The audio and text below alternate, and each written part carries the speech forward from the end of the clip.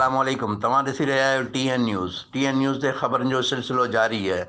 ख़बर शामिल करियूं था दाबेची खां। दाबेची मिल एरिया में सभ खां पहिरीं मक़ामी पोरियतनि जो हक़ है। जस्कम अॻवान निज़ाम जोखियो। मिल्स एरिया में मक़ामी पोरियतनि खे बेदख़ल करण जो सिलसिलो बंदि न कयो वियो त निजी इदारनि जे मुख्य गेट अॻियां धरना हया वेंदा। STP अॻवान लतीफ़ शाह बुखारी। ख़बर मूजिब जस्कम ज़िले ठटे जे अॻवान निज़ाम जोखियो। STP अॻवान लतीफ़ शाह बुखारी दाबेची प्रेस क्लब में साफ़ियुनि सां ॻाल्हाईंदे चयो त दाबेची मिल एरिया में क़ाइमु निजी फैक्ट्रियुनि Amreli steel, okay oil mill, Indus jute mill, Anwar textile mill, dairy land factory, rice flour mill समेत नंढनि वॾनि कारखाननि में मक़ामी पोरियतनि जे लाइ रोज़गार जा दरवाज़ा बंदि करे ॿाहिरियां माण्हू घुराए करे भर्ती कया पिया वञनि। हिननि वधीक चयो त अमरेली स्टील निजी स्टील मिल जे लॻभॻि 1500 पोरियत कमु कनि था, जंहिंमें मैनेजर खां वठी सिक्योरिटी इंचार्ज समेत 85% ॿाहिरियां माण्हू भर्ती थियल आहिनि, जेके हर रोज़ु मक़ामी पोरियतनि सां माटेली माऊ वारो सलूक करे निजी जेल जियां कमु वठनि था। जॾहिं त अमरेली स्टील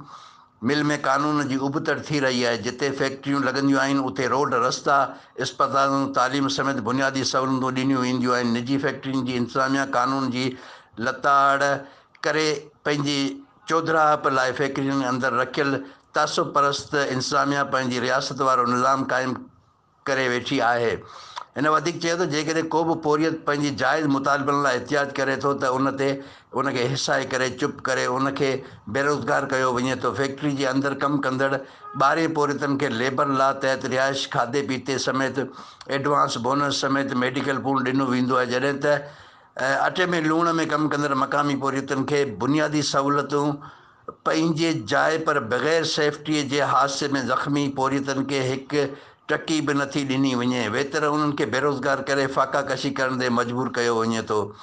हिन सनत जे वज़ीर ऐं वस वारनि खां घुर कंदे चयो त फौरी तौर ते निजी फैक्ट्रियुनि जी तासुब परस्त इंतिज़ामिया ख़िलाफ़ु कार्रवाई करे मक़ामी पोरियतनि खे रोज़गार ॾियारियो वञे। ॿी सूरत में सभिनी सियासी, समाजी, मक़ामी पोरियत सां गॾिजी करे निजी फैक्ट्री जे मुख्य गेट अॻियां धरना हया वेंदा। अमरेली स्टील मिल में मक़ामी माण्हुनि जा मुकमल दरवाज़ा बंदि कया विया आहिनि। सिंधी माण्हुनि खे नज़रअंदाज़ कयो पियो वञे।